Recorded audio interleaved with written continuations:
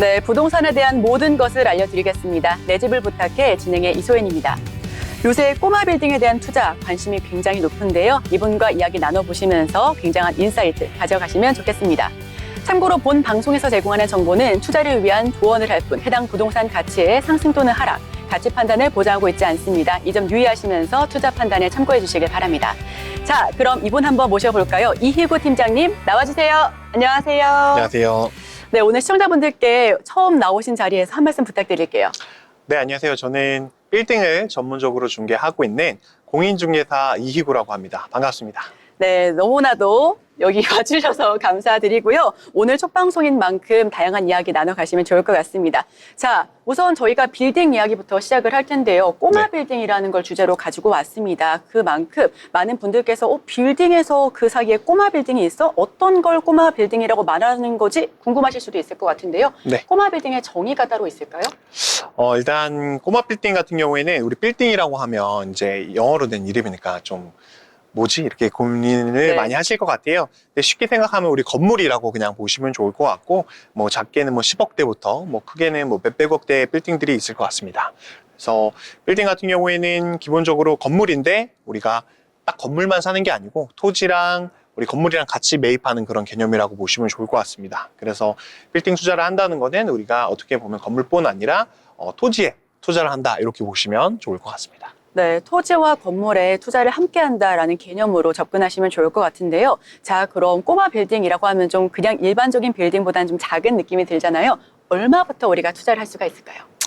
뭐 보는 규모마다 좀 다를 수 있을 것 같기는 한데요. 큰 건물을 매입을 하신다라고 하시면 뭐 물론 자산도 많이 필요하겠지만 최근에는 소액으로 좀 들어오시는 분들도 많이 있으시거든요. 그래서 2, 3억 정도 규모로 10억 미만의 작은 꼬마 빌딩을 투자하시는 분들도 많이 계시고, 뭐 에쿼티, 그러니까 현금이야 더 많으면 많을수록 더 큰 빌딩을 투자하실 수 있다고 보시면 좋을 것 같습니다. 네, 뭐 주식이라든지 다른 기타 자산에 대해서 뭐 크게 다를 것 같지는 않아 보입니다.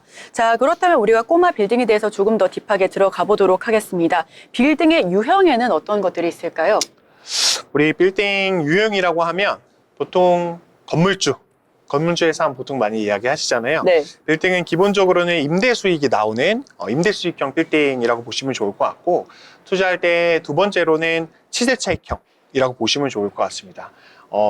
임대로 이제 월세를 받는 유형이 있을 수 있고, 그다음 투자를 해서 향후에 5년, 뭐 10년 이후에 매각을 했을 때 시세 차익을 보겠다 하는 이 두 가지 컨셉으로 보시면 좋을 것 같습니다. 네, 그렇다면 임대 수익, 시세 차익 이렇게 좀 나눌 수가 있을 것 같은데 많은 분들, 투자자분들께서는 어떤 부분에 조금 더 관심이 높고 집중을 하실까요? 사실은 최근에 꼬마 빌딩 같은 경우에는 시세 차익을 목적으로 하는 경우들이 굉장히 많았다라고 보여집니다. 이제 금리도 좀 낮고 했을 때 부동산 지가가 가파르게 좀 상승을 하면서 시세 차익을 보려고 많이 투자를 했었는데, 최근에는 뭐 공실 리스크도 많이 커지고 했기 때문에 임대 수익이 조금 잘 나오는 건물들이 인기 있는 방향으로 좀 흘러가고 있는데, 결국에는 임대 수익이랑 시세 차익 모두 둘 다 가져갈 수 있는 빌딩이 좀 오각형의 멋진 건물이 아닐까 그런 생각을 합니다. 네, 임대 수익과 시세 차익을 모두 다 가질 수 있는 그런 건물 저희가 찾아보도록 하겠습니다.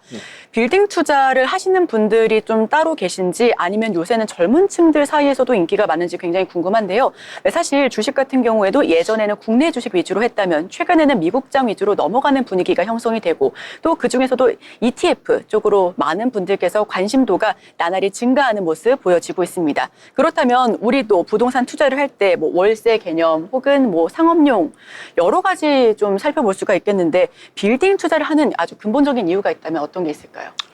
일단 빌딩 투자 같은 경우에는 저희가 주택 같은 경우도 이제 투자를 많이 하시는 경우들도 많이 있으시지만, 주택은 사실 우리 인간이 살아갈 때 필수적으로 필요한 필요재이잖아요. 그래서 주택은 투기성 수요에 대해서 규제들이 좀 많이 있습니다. 그런데 그래도 부동산 투자에 대해서 관심이 있으신 분들은 주택에 대한 규제로의 대체재로서 빌딩을 많이 매입을 하신다라고 보여지고, 또 사치재로서의 또 수요가 있거든요. 나도 한 번쯤은 건물주를 좀 해보고 싶다 이런 목표들이 있으시잖아요.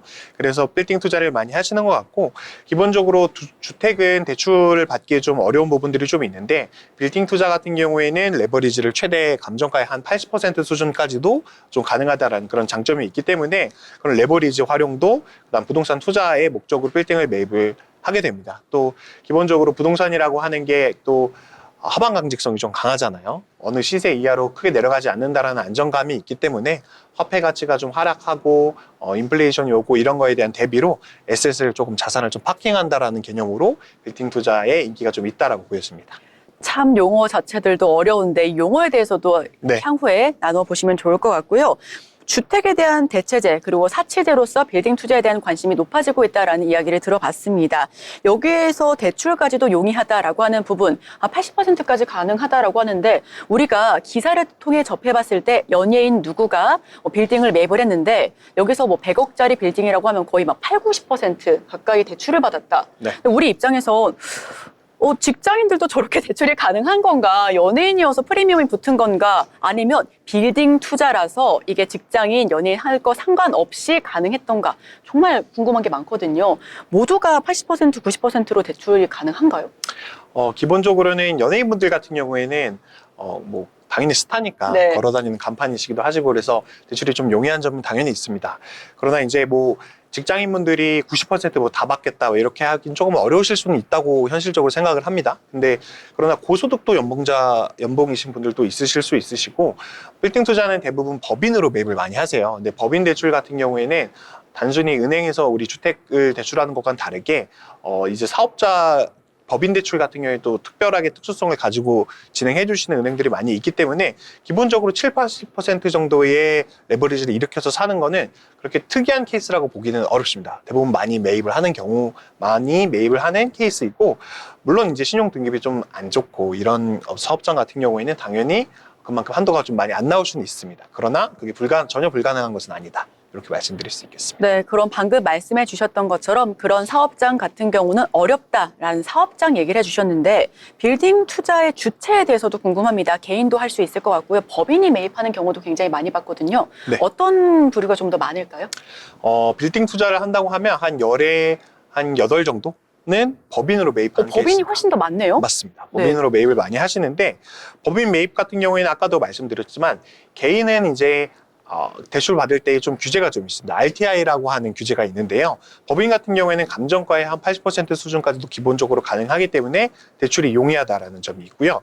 그 다음에 기본적으로 법인으로 매입을 했을 때에는 우리 건물을 매입할 때 또 매각할 때 또 세금이 발생하지 않습니까? 그래서 매각할 때 개인으로 매각할 때는 최대 한 45% 정도까지의 양도소득세도 발생을 하게 되는데 빌딩을 법인으로 매입하면 매각할 때 법인세 한 19%, 한 20% 정도만 납부를 하면 되기 때문에 절세 효과도 또 있어서 법인으로 매입을 하는 트렌드가 좀 있습니다. 네, 세금에 대한 혜택이 굉장히 크네요. 네. 그렇다면 개인이 법인을 갑작스럽게 차려가지고 매입을 네. 하는 경우도 있나요? 그렇죠. 그런 경우도 많이 있으신데 물론 이제 코로나 저금리 시기 때 부동산이 막 지가가 많이 상승할 때는 개인이 이제 가족 법인을 만들어 가지고 투자를 하는 케이스들도 많이 있었고 그런 경우에도 대출도 용이하게 좀 잘 나왔었는데 최근에는 좀 공실 리스크도 좀 커지고 부동산 시장이 좀 어려운 국면에 있다 보니까 무조건적으로 대출을 다 해준다 약간 이런 느낌보다는 그 법인에 좀 진짜 매출이 발생하는 법인은 좀 더 잘 나오고 단순히 그냥 매입용 법인이다 이러면 대출에서는 약간의 규제는 있을 수 있다라고 보여집니다. 네, 약간의 규제가 있을 수 있다라고 네. 하는 부분 역시도 참고해 주시면 좋을 것 같습니다. 자, 아까 말씀해 주셨던 것처럼 공실 리스크 한번 좀 따져보고 싶은데요. 제가 얼마 전에 신촌을 갔더니 거의 대다수 빌딩이 공실이 잡혀 있는 거예요. 1층, 2층, 3층 할 거 없이요. 네. 근데 사실 신촌이라고 하는 건 대학가고 정말 그야말로 핫플레이스라고 해도 무방할 것 같은데 이렇게 공실 리스크가 있고 공실이 있음에도 불구하고 빌딩 투자에 많은 분들께서 집중하시는 이유가 뭘까요? 빌딩 투자 같은 경우에는 물론 뭐 말씀하신 것처럼 공실이 작은 문제는 아닙니다. 예. 최근에 상업용 부동산에서 큰 이슈로 화두가 되는 부분이 맞기는 한데요. 그럼에도 불구하고 여전히 현금이 있으신 분들은 자산 가치가 좀 하락하고 화폐 가치가 하락하는 거에 방어 수단으로 또 부동산을 선택을 하고 있고 또 이런 시장에서도 또 오르는 집은 계속해서 오르고 있거든요. 그래서 뭐 주식이나 방금 말씀하셨던 코인 이런 걸로 현금으로 많이 버신 분들은 또 이 현금을 가지고 그냥 두시진 않으시더라고요. 이런 네. 것들을 에셋에 파킹하겠다라고 얘기를 하셔서 좀 오르는 지역으로 확실히 입지가 좋은 비싸더라도 좋은 지역으로 매입을 하는 경향이 보여지고 있습니다. 네, 확실히 입지가 좋은 지역 위주로는 여전히 수요가 넘쳐난다라는 이야기를 들어봤는데요. 그렇다면 그 확실한 수요가 있는 밀집된 지역이 어딘지 궁금합니다. 네. 뭐 일단 투자처로 뭐 뒤에 좀 더 말씀을 드리겠지만 좀 좋은 건물, 좀 확실히 입지가 좋은 건물이라고 하면 이런 것들은 있을 수 있을 것 같아요. 누가 봐도 사람들이 계속 지나다닐 수밖에 없는 그런 위치들이 있거든요. 우리가 버스를 타거나 지하철을 타거나 할 때에도 지하철을 따라서 계속 워크인으로 계속 걸어 다닐 수밖에 없는 건물들이 있잖아요. 그런 건물은 아무래도 공실이 나기가 좀 어렵습니다. 그래서 공실 리스크가 적고 많은 사람들이 이동할 수밖에 없는 동선에 있는 건물이다. 이런 건물은 확실히 향후에도 임대가 계속해서 좋게 발전할 수밖에 없기 때문에 그런 입지는 계속 가치가 상승할 수밖에 없다라고 보여집니다. 네, 그럼 우리 추후에 이 입지 역시도 잘 따져보도록 하겠습니다. 자, 그럼 이제는 기초 용어에 대해서 알아볼 시간인데요. 꼬마 빌딩에 대해서 이 정도는 알고 투자를 해야 한다라고 하는 그런 용어들 어떤 것들이 있는지 궁금합니다. 네, 기본적으로 꼬마 빌딩 같은 경우에는 제가 첫 번째로 말씀드리고 싶은 거는 평단가라는 개념을 좀 말씀을 드립니다. 평단가가 우리 주식시장에서 하는 그 평균 판매 단가 뭐 그런 거 같은 건가요? 여기서 말하는 평단가는 우리가 너네 집 몇 평이야? 라고 물어봤을 때 평수요. 완전 평수를 다르네요. 말씀드리는 겁니다. 네. 그래서 토지 평단가, 연면적 평단가 이렇게 두 가지로 말씀드릴 수 있을 것 같은데요.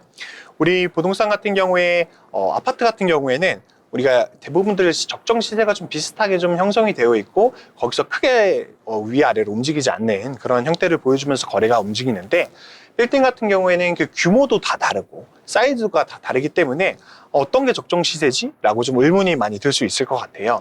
같은 위치에 있더라고 하더라도 어떤 건물은 100평짜리 건물일 수도 있고요. 어떤 건물은 50평짜리 건물일 수도 있습니다. 그럴 때 시세를 파악하기 가장 좋은 게 토지 평단가라는 개념입니다. 그래서 바로 내 옆 건물이 토지 한 평당 뭐 1억에 팔렸다. 또 우측 건물이 토지 한 평당 9천만 원에 팔렸다. 뭐 대각선 건물은 토지 한 평당 뭐 1억 1천만 원에 팔렸다라고 하면 이 동네 시세는 토지 한 평당 기본적으로 한 1억 정도는 되겠구나라는 기준을 잡을 수 있는 그 기준이 평단가라고 보여지고 또 연면적 평단가 같은 경우에는 건물이 좀 지어진 건물이 좀 규모가 있는 건물들 부지 같은 경우에는 건물이 없기 때문에 연면적이 나올 수가 없거든요. 그래서 연면적이라고 하는 건 건물이 바닥 면적의 합계라고 보시면 돼요. 한 평에 한 층에 한 50평 정도로 된 10층짜리 건물이다라고 한다고 하면 연면적이 500평 건물이라고 보시면 되거든요. 그래서 그 연면적 500평당 단가가 얼마나 될까라고 매길 수 있는 것이 연면적 평단가입니다. 네, 그렇다면 지금 평단가와 연면적 평단가에 대해서 이야기를 나눠봤는데요. 그렇다라고 하면 상암의 100억짜리 건물, 네. 강남의 100억짜리 건물이 좀 투자 가치가 다를 수 있을 것 같고요. 그렇죠. 상암의 100평, 강남의 100평이 좀 다를 수 있을 것 같거든요. 그렇죠. 자, 이거를 너무 극단적이긴 하지만 상암의 100평 건물, 강남의 100평 건물 어떤 게 더 나을까요? 이거는 뭐 투자하시는 분들의 어떤 컨셉이나 선호하는 취향에 따라서 좀 다를 것 같은데요. 그래도 대부분들 우리 빌딩 투자의 가장 중요한 부분이 사실 환금성이라고 하는 거거든요. 환금성이요? 환금성.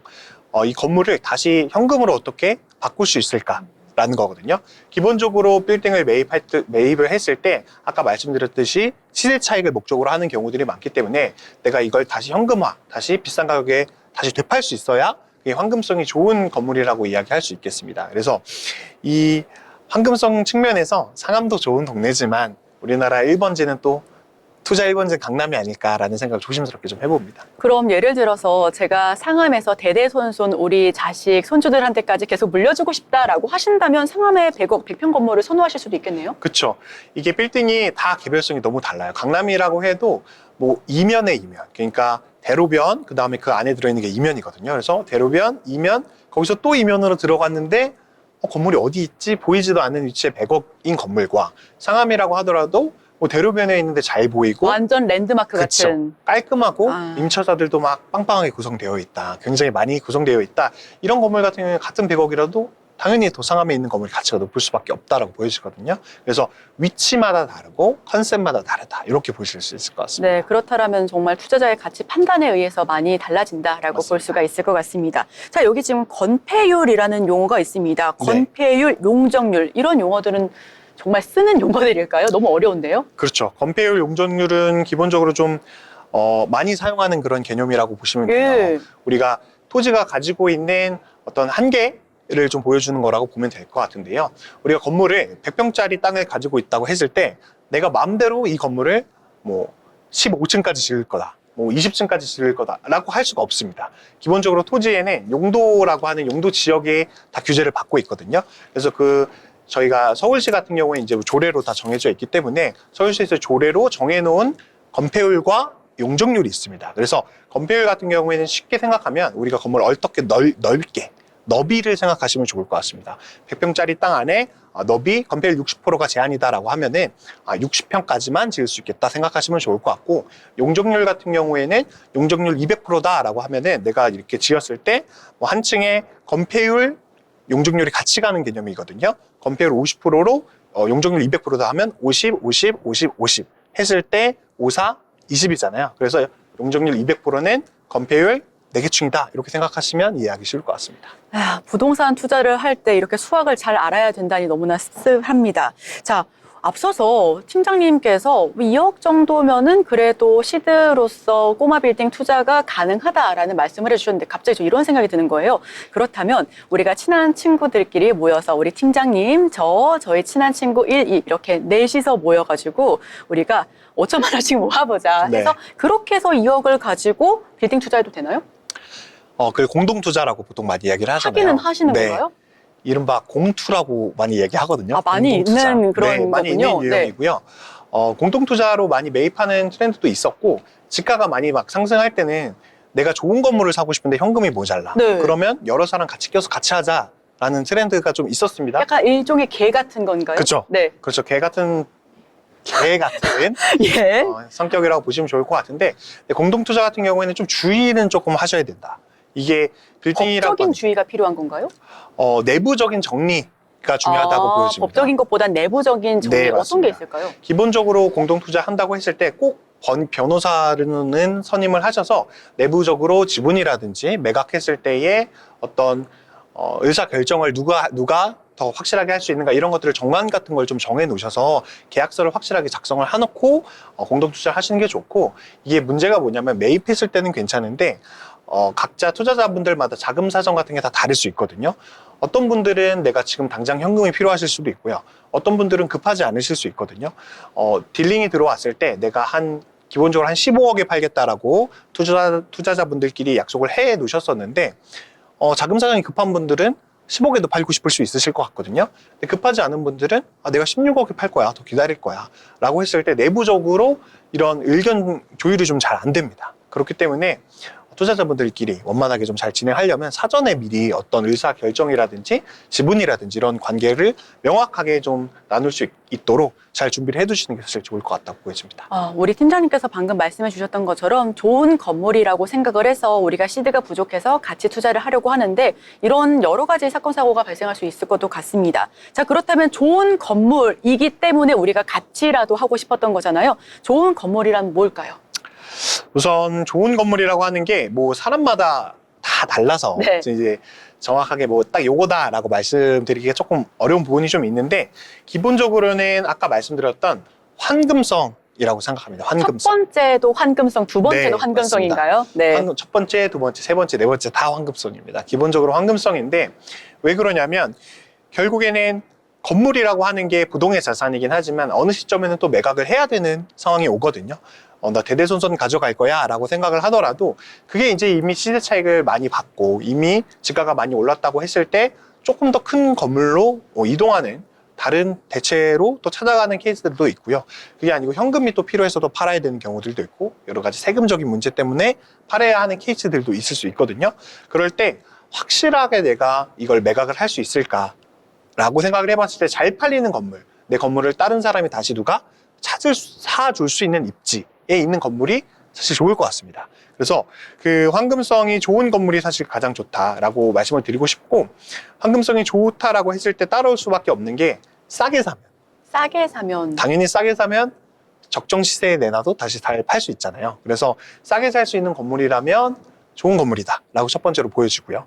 그렇다면 많은 이제 투자자분들께서 나는 지금 이렇게 빌딩 투자에 관심이 굉장히 많은데 지금 현재 시세보다 싸게 나온 건물이 있나요? 라고 물어보셨을 때 이렇게 그 공실이 많은 상황에서 다 전반적으로 싸지 않나요? 이건 아닌가요?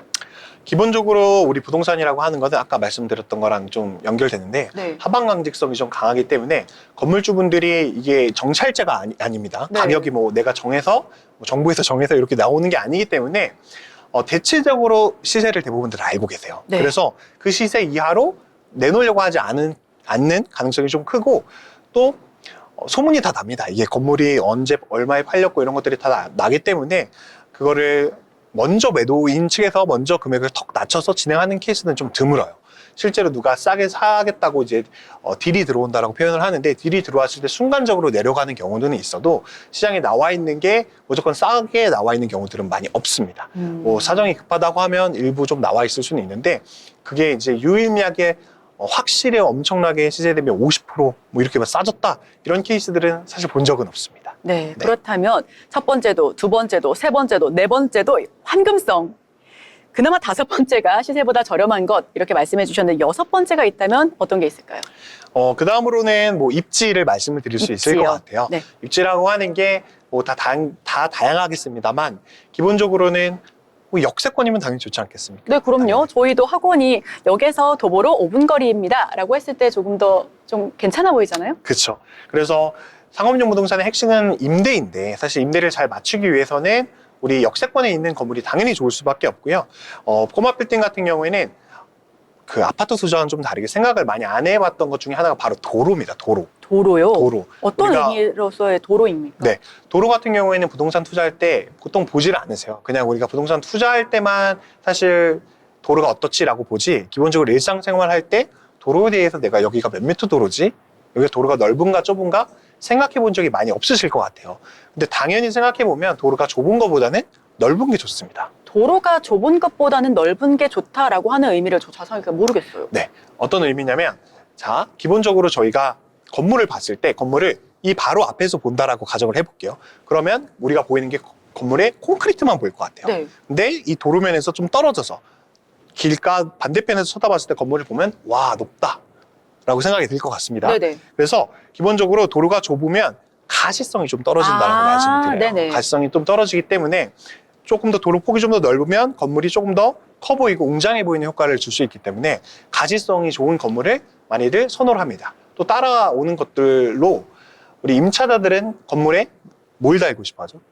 간판을 달고 싶어 합니다. 간판을 달 수 있는 건물이 있고 못 다는 건물이 있나요? 그래서 그런 건물들도 있죠.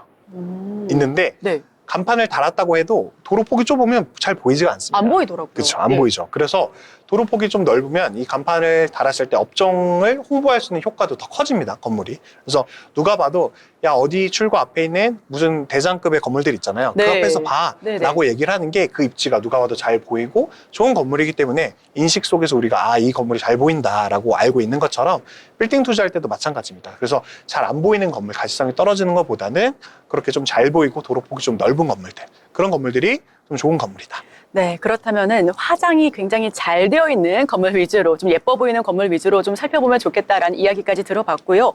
유행을 타지 않은 상권도 굉장히 중요한 것 같습니다. 어렸을 때는 저 홍대에서 굉장히 자주 놀았는데 지금 30대 들어서고 나서 홍대 입구에 가본 적이 없는 것 같아요. 강남역도 마찬가지였고요. 예전에 20대 초중반만 하더라도 놀러 가지 않더라도 뭐 토익학원, 뭐 토스 이런 거 공부하러도 갔는데 요새는 진짜 잘 안 가는 것 같거든요. 유행을 타지 않는 상권 역시도 중요할 것 같은데 최근 성수가 갑자기 떠오른 이유도 여기 있을 것 같습니다. 여기에 대해서는 어떤 피드백 주실까요?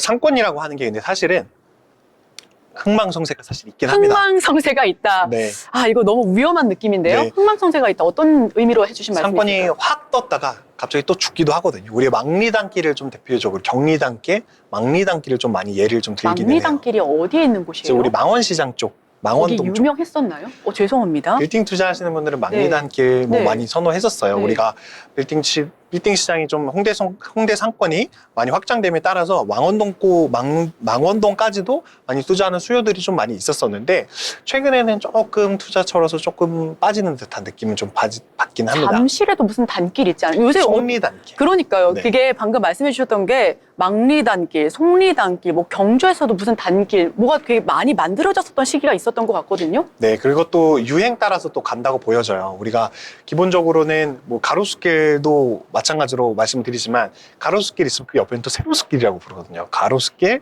세로스길 또 그 옆에 있는 건 또 나로스길이라고 합니다. 가로, 나로. 진짜 있는 용어예요? 진짜 있는 용어입니다. 빌딩 투자할 때는 기본적으로 다 많이 쓰는 네. 그런 용어입니다.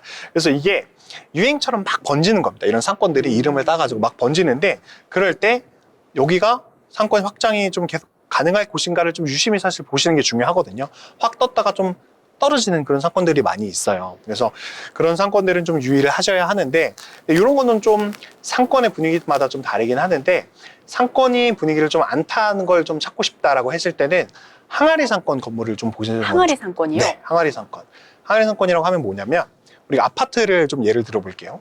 대단지 아파트가 있으면 뭐 이 새 아파트들 같은 경우에는 뭐 단지 내에 상가들도 또 있고 예. 인프라도 잘 갖춰 있지만 우리가 기본적으로 다 새 아파트들은 아니지 않습니까? 그래서 아파트가 크게 이렇게 다 대단지가 있는데 잘 보면 아파트 들어갈 때 우리 아파트 단지 앞에 꼬마 빌딩 하나 딱 있는 것들이 있어요. 그런 건물은 어쩔 수 없이 지나다닐 수밖에 없고 그런 건물에 보통 그 우리 빵집 파란색 빵집이 많이 들어와 있거든요. 그래서 그런 입지에 있는 것들은 지나다닐 수밖에 없고 임차자들은 선호할 수밖에 없어요. 그런 건물에 어머님들은 학원을 보내죠 또. 자주 노출되는 건물이 되게 그쵸. 좋은 건물이네요. 그렇죠. 그래서 그런 거를 이제 우리가 항아리 상권 건물이라고 얘기를 하는데 그래서 인근의 주거 배우 세대가 얼마나 탄탄하게 있는지 사람들이 얼마나 잘 돌아다니는지 잘 이동할 수밖에 없는 동선인지 이런 걸 잘 체크를 해보시면 알짜로 또 꼭 뜨고 지고 하는 상권 내외에 있는 건물이 아니라 조금 알짜로 항상 이 위치는 지나다닐 수밖에 없고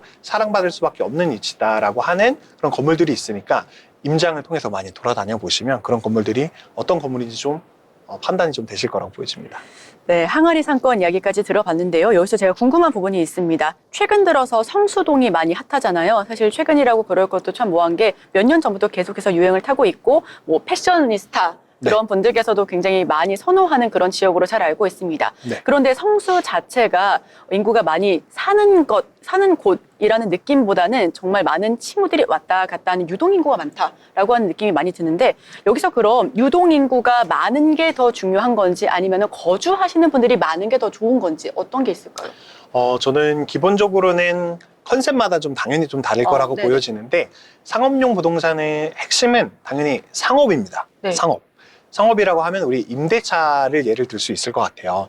우리가 건물이 있고 안에 텅텅 비어있는 공실이라고 하면 그 건물의 가치가 거의 없다라고 보여질 것 같아요. 물론 토지가 가지고 있는 가치는 있을 수 있지만 기본적으로 계속 월세를 받을 수 있어야 우리가 대출을 받았을 때도 이자를 낼 수가 있잖아요.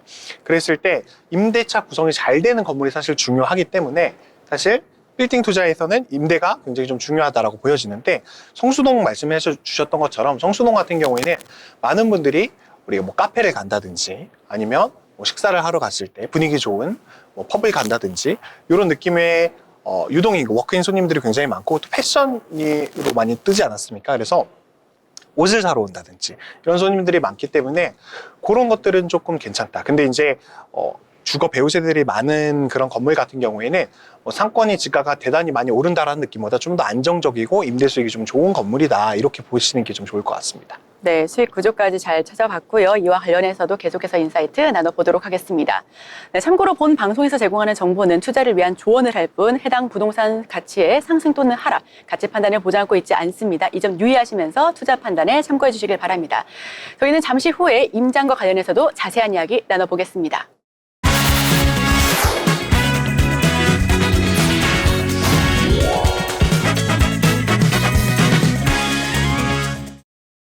네, 이번에는 임장에 관련된 이야기를 자세하게 나눠볼 텐데요. 사실 제 친구가 나 임장 다닌다? 임장 크루 있다? 이런 얘기를 하는 거예요. 임장이 뭐야? 라고 했더니 너 그거 몰라? 요새 많은 젊은이들끼리도 같이 뭉쳐 다닌다라고 하더라고요. 임장이 뭐예요? 기본적으로 우리 부동산을 볼 때 상권의 분위기라든지 뭐 아파트가 된다고 하면 그 건물의 컨셉이 어떤지 분위기가 어떤지 좀 컨디션이 어떤지 좀 확인하러 좀 임장 돌아다닌다라고 얘기를 그럼 하거든요. 부동산 본다라고 하면 되는데 임장을 본다라고 할까요?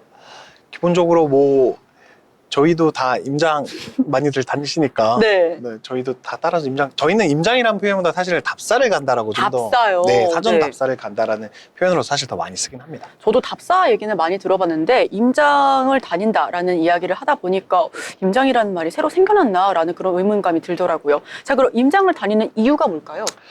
기본적으로 건물을 매입을 할 때에는 그 건물을 제대로 보기 위해서는 실제로 가서 봐야 되잖아요. 부동산이라고 하는 게 어디 움직이는 게 아니고 부동의 자산이기 때문에 꼭 가서 현장을 확인을 꼭 해보셔야 되는데요. 건물에 실제로 가본 것과 자료만 받았을 때는 느낌이 확연히 다릅니다. 건물이 좋은 건물이다 아무리 설명을 하고 뭐 숫자적으로 수익률이 좋고 예쁜 건물이다, 투자처로서 뭐 싼 건물이다 라는 표현을 하더라도 실제로 건물을 가서 봤을 때 손님이 한 명도 안 지나다니는 건물이고 임차자들이 제대로 영업을 안 하고 있는 건물이고 이런 건물이라고 하면 실제로 좋은 건물인가 라고 했을 때 퀘스천 마크가 생길 수밖에 없다고 생각을 하거든요.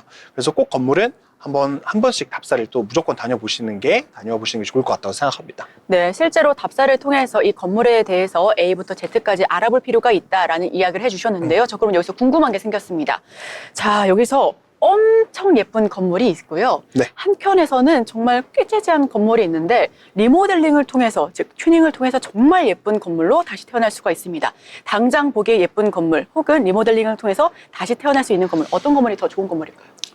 요거는 투자자의 성격에 따라서 성향에 따라서 정말 다를 것 같아요. 네. 근데 리모델링을 하는 궁극적인 이유는 시세 차익을 보려고 하는 겁니다. 시세 차익을 네. 보려고 리모델링을요. 맞습니다. 내가 현재는 수익률이 좀 안 나오는 건물 혹은 공실인 건물 혹은 주택인 건물을 새로 리모델링을 해서 상업용으로 임대차를 더 높게 세팅을 하는 거죠. 그래서 그러면 수익률이 높게 나오지 않습니까? 그럼 수익률이 높아진다는 건 건물의 가격이 높아진다는 얘기예요. 네. 그래서 이런 시세 차익을 목적으로 하는 투자자, 조금 더 공격적인 투자자라고 볼 수 있을 것 같아요. 공격적인 투자자분들은 이런 리모델링을 할 만한 건물들, 오래된 건물들, 나쁜 말로 우리 썩은 건물이라고 표현하기도 하거든요. 약간 재개발, 재건축도 이런 느낌 아닌가요? 비슷한 맥락입니다. 네. 네, 그래서 소규모 재건축이라고 보시면 좋을 것 같아요. 소규모 재건축이라고 보시면 좋을 것 같고, 근데 그러나 이제 누구나 다 이렇게 공격적으로 뭐 디벨롭이라고 하는데 이런 디벨롭을 꼭 다 하지는 않으세요. 내가 경험이 없고 처음 투자하는데 이걸 사서 부시고 새로 짓고 리모델링 한다는 게 쉬운 일은 아니잖아요. 그래서 나는 조금 더 안정적으로 하고 싶다라고 하시는 분들은 예쁘고 수익이 잘 나오는 건물이 좋은 건물일 수 있습니다. 그래서 내가 본업이 너무 바쁘고 빌딩도 부업을 갖는다라고 얘기를 하거든요. 어떤 네. 부업이냐면 임대업이라고 하는 업을 갖게 되는 겁니다. 그래서 이 임대업을 내가 영위를 할 때 시간이 바쁘신 분들은 많이 쪼개서 이제 건물을 관리하고 투자하고 하는 거에 좀 어려움을 느낄 수 있으니까 확실히 내가 이거를 수익이 좀 잘 나오고 안정적으로 가져가는 건물이 좋다라고 하시는 분들은 예쁘고 수익이 잘 나오는 건물이 좋은 건물일 수 있다. 네. 예쁘고 수익이 잘 나오는 건물이 좋은 건물일 수 있다라는 말씀을 해주셨는데 단점이 있다면 좀 비싸게 매입을 할 수밖에 없을 것 같고 맞습니다. 또 리모델링 같은 경우에는 시세 차익도 누릴 수가 있고 공격적으로 투자를 할 수 있습니다만 단점 역시도 좀 존재하니만큼 이런 부분들은 공인중개사와 잘 상담을 통해서 이야기를 나눠보시면 좋을 것 같고요. 자, 여기서 지금 내용 중에 빌딩은 정찰제가 아니기 때문에 적극적으로 딜링을 해야 된다라고 하는 문구가 있습니다. 딜링이 좀 자세하게 어떤 용어로 우리가 받아들이면 될까요? 네, 우리 부동산을 매입할 때 아파트는 우리가 뭐 여러 실거래 사이트나 이런 것들을 보면 예. 대충 가격이 어느 정도 나와요. 네이버 부동산을만 본다고 네이버 부동산만 본다고 하더라도 어느 정도 시세가 나와 있기 때문에 대부분 뭐 조금 뭐 몇백만 원 좀 싸게 해주세요 이런 경우들도 있거든요. 네.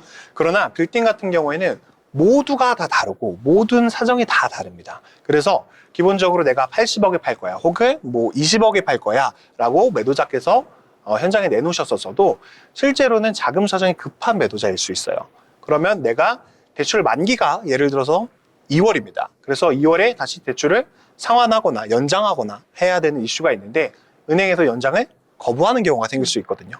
이런 경우에는 당연히 그 전에 빠르게 팔아야겠죠. 그러나 매도자분들이 먼저 적극적으로 가격을 낮춰서 진행하는 경우는 굉장히 드물기 때문에 그런 건물들이 어느 정도 매각 사유를 좀 인지를 하고 매수를 할 때 이분이 조금 급한 분인지 안 급한 분인지 우리 공인중개사 통해서 빌딩을 전문적으로 중개하시는 분들 계시거든요. 전문 공인중개사님께 가볍게 이제 매각 사유를 좀 체크해 보다 보면은 아, 이 건물이 조금 급한 사정이 있는 건물이구나라는 게 어느 정도는 파악이 될 수 있습니다. 그럴 때 시세보다 조금 더 적절하게 터무니없게 너무 싸게 뭐 20억짜리를 10억에 주세요라고 하면 당연히 조금 어려움이 있을 수 있겠습니다만, 시세가 예를 들어서 20억이나 19억 정도 되는 건물인데 사정에 의해서 조금 빨리 팔 수 있을 것 같다라고 했을 때, 예를 들어 뭐 17억이면 당장 계약 자리를 잡을 수 있을 것 같다. 뭐 17억 5천이면 당장 뭐 선계약금이라고 얘기를 하거든요. 오늘 당장 쏠 수 있을 것 같다.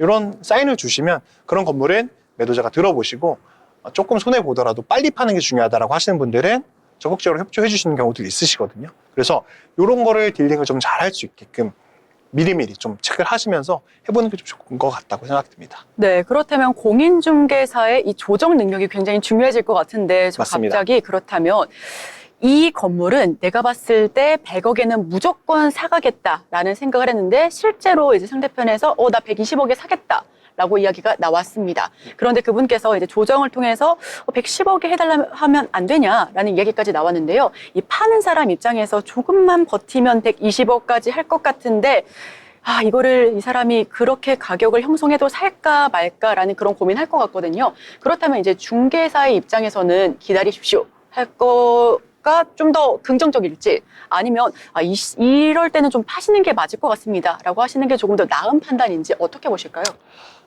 기본적으로는 요거는 컨셉, 이것도 같은 얘기인데. 네, 결국 돌고 돌아. 네. 예, 컨셉마다 좀 다를 것 같은데, 매도인분의 사정을 사실 제일 들어보는 게 중요할 것 같아요. 매도인분이 생각보다 그 공인중개사들이 너무 많고, 네. 일을 또 제대로 못 하시는 분들도 많거든요. 그래서 불신이 많아요. 네. 기본적으로. 열심히 해주시는 분들도 물론 계시고, 제대로 일을 안 해주시는 분들도 계세요. 그리고 놓치는 케이스들도 많이 있으시고, 그렇기 때문에 경계를 많이 할 수밖에 없거든요. 그래서 경계를 많이 하게 되면 당연히 매도인분들은 이 사정이나 이런 것들을 공인중개사한테 말을 안 해주십니다. 내가 어떤 사정에 의해서 파는 거고 언제까지 팔아야 되고 이런 걸 디테일하게 얘기를 안 해주시는데, 빌딩을 전문적으로 중개를 하다 보면 이 매도인분들과도 라뽀라고 얘기를 하잖아요. 관계가 좀 잘 형성되어 있는 중개사님들도 계시거든요. 그래 들어봤을 때 파시는 분이 그렇게 급한 게 아니면, 좋은 입지에 가지고 있는 건물이면 당연히 좀 더 기다려 볼 수 있다라고 조언은 드릴 수밖에 없다고 생각이 들어요. 그러나 확실히 팔아야 되고 내가 어느 시점까지는 팔아야 되는 시간이, 데드라인이 정해져 있는 분들도 분명히 계시거든요. 그런 분들은 조금 손해보더라도 지금 최대한 다른 조건, 금액 이외에 잔금을 빨리 한다든지 명도 조건 같은 것들이 있습니다. 임차인들을 내보내주는 조건이라든지 이런 것들을 조금 더 협조를 할 수 있게끔, 협의할 수 있는 조건을 만들 테니 금액이라도 조금 절충해 주십사, 조심스럽게 의견은 전달을 해드립니다. 그리고 매수자 입장에서는 당연히 싸게 사면 좋겠지만 이것도 잘 설명을 해주면 좋아야 될 것 같아요. 당연히 우리가 영업직이다 보니까 무조건 매수자 입장에서 예스맨이 되는 경우들도 있거든요.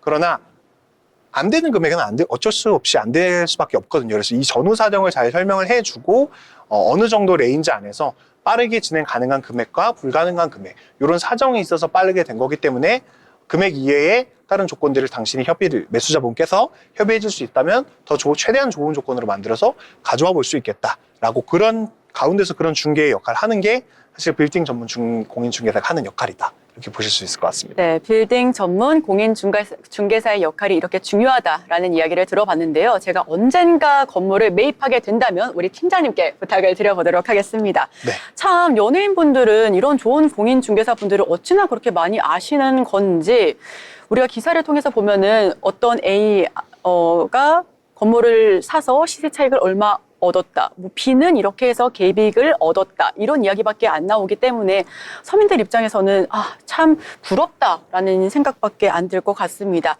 최근 들어서 우리 팀장님께서 보셨던 혹은 기사를 통해서 접해보셨던 연예인 분들 가운데 이분은 투자를 정말 잘했다라고 생각하시는 그런 예가 있을까요? 연예인 분들도 많이 있으시고, 연예인 중에는 대표적으로는 이다혜 씨, 이다혜 씨, 다혜 씨요? 배우 이다혜 씨가 네. 빌딩 투자를 굉장히 잘하시는 걸로 알려져 그래요? 있고, 그리고 김태희 부부도 굉장히 잘하시는 걸로 알려져 있습니다. 어떤 그런 사례들이 있었을까요? 뭐 매각수 사실 많습니다. 네. 한두 개가 아니어서 네. 굉장히 많은 사례들이 있고, 단순히 뭐 어떤 케이스라고 지번을 찍기는 노출하기 좀 어렵기 때문에 뭐 논현동 소재, 뭐 신사동 소재 이런 굉장히 많은데, 네. 다른 것보다는 제가 봤을 때는 그 시세 대비했을 때 저렴하게 들어간 것도 맞고 최근에 투자 트렌드는 너무 단기적으로 시세 차익을 많이 보려고 하는 것들이 있는데 연예인분들 같은 경우에 시세 차익을 많이 보신 분들 같은 경우에는 단순히 금방 싸게 팔고 하는 경우도 생각보다 적어요. 그래서 미리 조금 좋은 입지라고 본인들이 판단을 했을 때 선제적으로 들어가서 뭐 5년 이상 10년을 가지고 매각하는 케이스들도 있거든요. 그래서 장기적으로 봤을 땐 부동산이라고 하는 것이 우상향하는 업종이고 투자 상품이다 보니까 이렇게 본업이 워낙에 좀 잘 되시고 하시다 보니까 에셋을 말 그대로 좀 파킹해 놓고 장기적으로 좀 투자를 좀 잘했다라고 보여주는 케이스들이 많았고, 최근에 또 있었던 사례는 김은숙 작가님. 네, 김은숙 작가님이 이제 최근에 압구정 로데오에 있는 건물을 매각을 하셨는데 네. 그것도 굉장히 큰 시세 차익을 보고 매각을 하셨어요. 그래서 남들이 당시에 매입하셨을 때 당시에는 압구정 로데오 상권이 사실은 근 10년,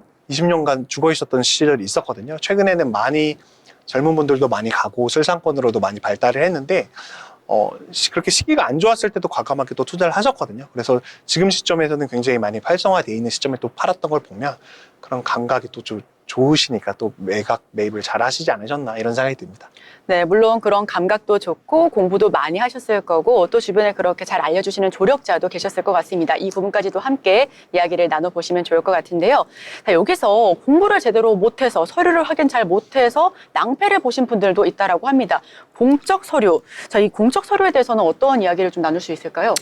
우리 빌딩을 매매할 때 부동산 요거는 단순히 빌딩뿐만 아니고 전체적인 부동산을 볼 때 꼭 확인해야 되는 공부 서류들이 있습니다. 기본적으로. 공부 서류, 우리 스터디 아닐 것 같은데요? 네, 공적 서류라고 보시면 좋을 것 같은데 기본적으로는 두 가지라고 보면 되는데요. 첫 번째는 대장. 건축물 대장과 토지 대장입니다. 네. 두 번째는 등기사항 전부 증명서라고 얘기를 하는데 우리가 흔히 등기부라고 얘기를 하잖아요. 등기부와 대장은 꼭 확인을 하셔야 됩니다. 기본적으로는 소유권에 관한 내용은 등기가 우선입니다. 등기부가 우선이고 표시에 관한 내용은 대장이 우선입니다. 표시에 관한 내용이라고 한다면 면적 같은 것이 되겠죠. 토지 면적이 뭐 100제곱이다, 200제곱이다 라고 했을 때 등기부상에도 같이 적혀 있습니다. 등기부에도 적혀 있고 토지대장에도 적혀 있는데 간혹 이게 사람이 또 하는 일이다 보니까 숫자가 일부 다른 경우들이 있어요. 이럴 때에는 표시가 우선된다라는 걸 생각하셔서 내가 면적이 얼마나 되고 얼만큼 사이즈가 되는 걸 샀지라고 궁금하실 땐 등기부를 보셔도 되지만 대장을 먼저 보시는 게 좋을 것 같고, 그 이외에 그다음 소유권에 관한 내용은 또 등기부가 우선이다 보니까 건물대장, 건축물대장, 토지대장에도 소유주가 다 나오긴 하거든요. 그래서 그걸 보셔도 되지만 요 소유가 확실한가 아닌가를 보고 싶으실 때는 건축물대장, 토지대장을 다시 건축물대장, 토지대장, 건축물 등기, 토지 등기를 확인하시는 게 우선이라고 말씀드리고 싶습니다. 네, 우리 그렇다면 가장 크게 봤을 때 등기부, 대장, 이거는 반드시 확인을 해야 된다라는 이야기가 될 것 같은데요.